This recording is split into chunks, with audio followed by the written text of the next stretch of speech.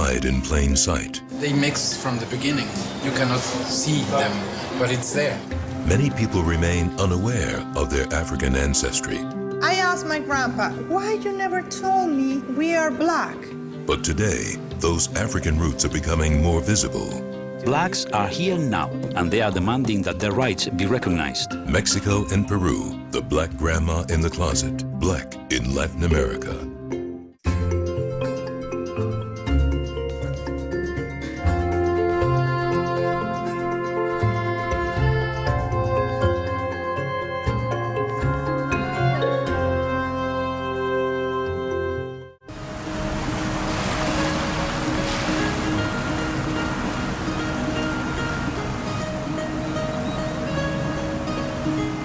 When you think of Mexico, what comes to mind? Endless sunshine, white sandy beaches, the Mayan and Aztec ruins. And Peru? Machu Picchu, the great Inca people, 5,000 varieties of potato. How many of us realize that far more slaves came to Mexico and Peru together than came to the United States in the entire history of the slave trade? I've come here to search for the lost history of black people in Mexico and Peru.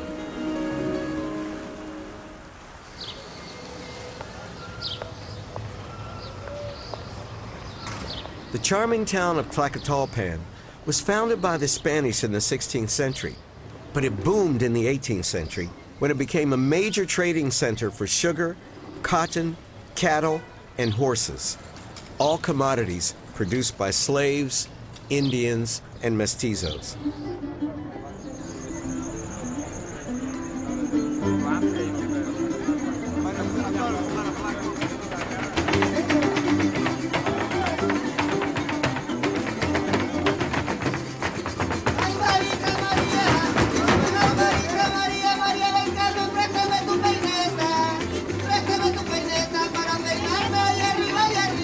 Today, Tlacotalpan is known for its fandangos, music and dance that combine Spanish, indigenous, and African traditions.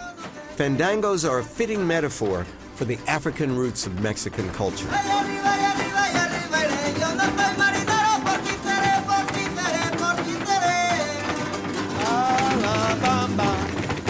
The fandango.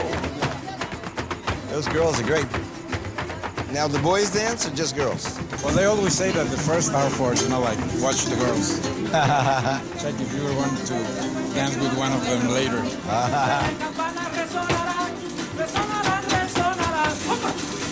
Rafael Figueroa, an ethnomusicologist, grew up here. He's an expert on this music, which he's heard since childhood. Fandango, it's a really mix of Hispanic and African mainly. Even though it's Hispanic instruments, but they are played in a really percussive way, and they are playing, against each other, with the result of a big polyrhythm. Polyrhythm. That's African. Yes. I've seen fandangos ending around 6 or 7 a.m. next afternoon. I love this town.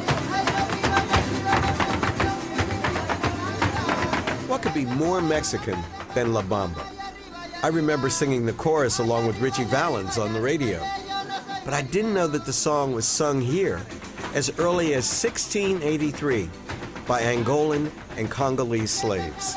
Like the fancy footwork called zapateo, La Bamba is another example of Mexican culture's complex African origins, now blended into a rich, brown, ethnic mix. Hey, bravo, bravo! But since so many black slaves came to Mexico, why doesn't anyone around here look especially black? They mix from the beginning. That's why you cannot, see them, but it's there. So the blackness is diluted. Yes. A lot of African elements are still present. We are darker than the rest of the Republic. Also, the way of talking, we have a specific accent. Really? Yeah. Can you do it for me? If you say helado, ice cream, here you would you drop the D, so it's helado. Or you drop the final S of some words. But it's really common among the people from African origin. I've noticed some people will say buenos dias instead of buenos dias. And I thought, What's wrong with you?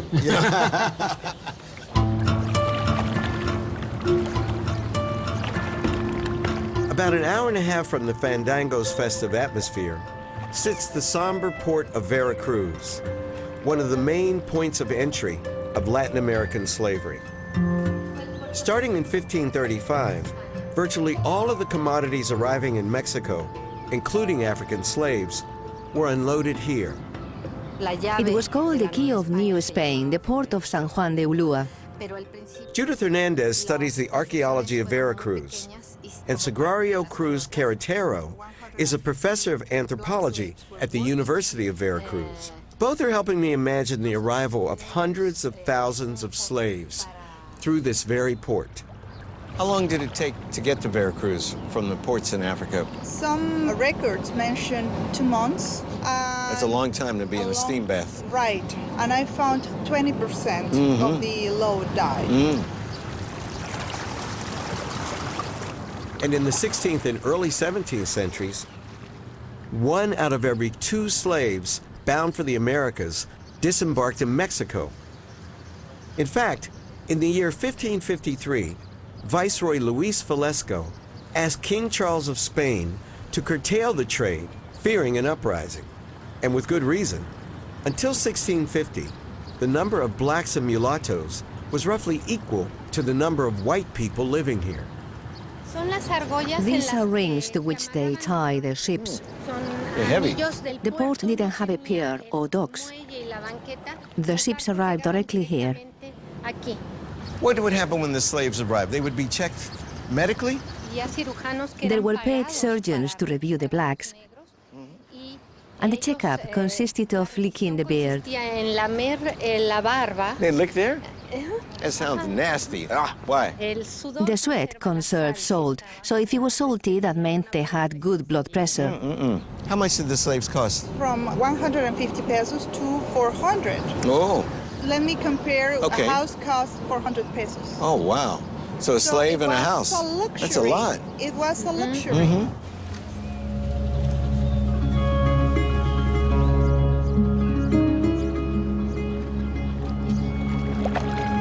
This is what the slaves would have seen first, after surviving the treacherous Middle Passage. Here they encountered a new country, a new language, and a new life as someone else's property. These walls are covered with African blood because they were forced to construct this gorgeous building after the indigenous population decreased because illness. And they were forced to dive into the ocean and get these stones because they are made of coral. I see, coral, yes, yeah. Yes, it's coral. And many of them died in this process. It's a history of death and a history of invisibility. So this is the fingerprint of black history in Mexico. Right. Is right here. Right, definitely. Death and invisibility.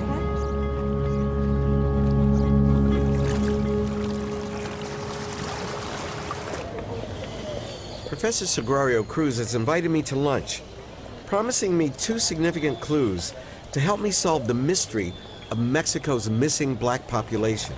This is my family. Well, I show some pictures to show you. And this is a very old picture, and this is my grandpa with his sons. The banditos. Yes.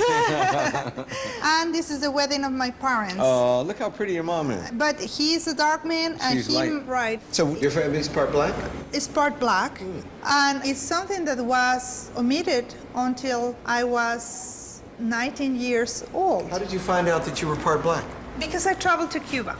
And when I arrived there, they started talking about the African heritage and the culture. I suddenly realized my family was black. Because looked like my grandpa, looked like my father. Yeah, no, they definitely look black. And when I started tasting the food, I said, oh my God, it's the food my grandma prepares at home. I recommend you to taste the mogo mogo. That sounds African. Yes, sounds African. And we have the same recipe in Puerto Rico. It's fufu. In Ghana, fufu. Right. Fufu is like having a bowling ball in your belly. It Yes, is like, yes. And in Cuba it's called mofongo. And here we have fried yuca. I love fried yuca. It's like a big French fry. But Right. This was originally prepared by slaves because they needed carbohydrate. yeah, they had to work all day in the sun. Right. This is some good food. How did it make you feel suddenly to discover you're black? Weird. It was like if you will be this, you will discover that you are adopted. When you came back and told your family, did they tell you you went loco up there, drinking too much rum? I asked my grandpa, why you never told me we are black?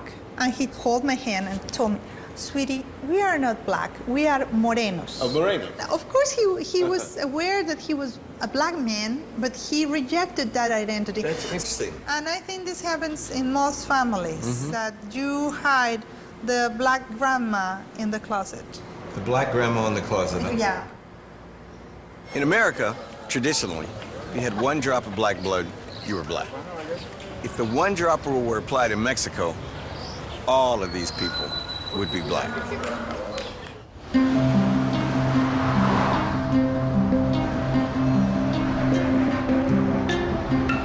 Almost 500 years separate the onset of the slave trade and rumors of black grandmothers in a Mexican family's closet today. What happened in between? From the market in Veracruz, African slaves were taken to work in mines, sugarcane fields, and wealthy homes. But they didn't accept their fates passively. By the early 17th century, at least 10% had run away, forming independent settlements called palenques. The most famous runaway and rebel leader was a man named Yanga, the founder of this town, which is located a few hours inland from Veracruz. Carmen, who is Yanga? A hero more than anything. A black slave. Supposedly, he was a slave of the Spanish who broke the chains. He freed himself from oppression that the Spanish had over him. And he also liberated the slaves. What my girlfriend said. That's why they call Yanga the first free town in the Americas. Oh man, give me 5, Gustavo. You're the man. You're a genius. You could be a professor. In 1570, 50 years before the Mayflower landed at Plymouth Rock, Gaspar Yanga and several other men and women not only ran away from slavery, but spent 30 years hiding out in the mountains around Veracruz, attacking the Spanish in guerrilla raids and defending their community. The Spanish never could subdue them. Finally, in 1609, the Spanish admitted defeat and offered Yanga his own independent town in exchange for peace. Yanga's settlement became what some scholars believe to be the very first town founded by free black people in all of the Americas. Are most of the people around here black? No. Well, most people aren't completely black, but we are morenos. Cultures, they combine together and form others. So what are you? What are you? Mestizos. Mestizos because we are light brown. Are you moreno? Are you moreno or no? Look. What are you, Indian? I am black. You're negra? You're a very beautiful negra. Hernan Cortez, the famous Spanish conquistador, arrived in Veracruz in 1519. Then he headed to Mexico City, which the Aztecs called Tenochtitlan. One of his fellow conquistadors was a free black man named Juan Garrido. I'm following in his footsteps. Cortez was dazzled by the city's overall beauty, by its irrigation system, but especially by its gold. He brutally conquered it. Today, Mexico City is constructed on top of ancient Tenochtitlan. With over 21 million residents, it's the largest city in the Western Hemisphere. I've come here to find treasures too. But these are housed in the National Museum of Mexico. So what are you taking me to see? We are going to see the Casta paintings. The Casa paintings. By the end of the 17th century, interracial relationships were on the rise. The Catholic Church allowed marriage between all groups. The law granted freedom to the children of black slaves and indigenous women. White men increasingly impregnated black women. They always begin with Spanish and Indian, that it makes mestizo. All right. Then mestizo and Spanish castiza. Castiza. The third one is castiza and Spanish, makes Spanish. Maria Elisa Velasquez is a professor of history and anthropology. These 18th century casta paintings were painted to show Europeans the diversity of the people here. These 16 images are a sort of an anthropological cookbook, showing the results of mixing the genes of black people, brown people, and white people. What about me? Which one in the 16? You will be here, look. Let me see. This one, a mulatto. The little kid, that's the mulatto. The beautiful brown baby like me. Yes, of course. What would Barack Obama be? Also a mulatto. Okay, Beyonce, she would be mulata? Yes. What would Tiger Woods be? A lobo with African descent blood and also indigenous blood. These people were crazy. Yes, they need pseudo-scientific reasons to explain why some cultures will be inferior and you have to make them slaves. And they found it. They found it. 16 shades of blackness. Yes. But why were your white people more willing to sleep with black people than my white people? Quite well, because the culture of the Spanish church allow the marriage between all the ethnic groups.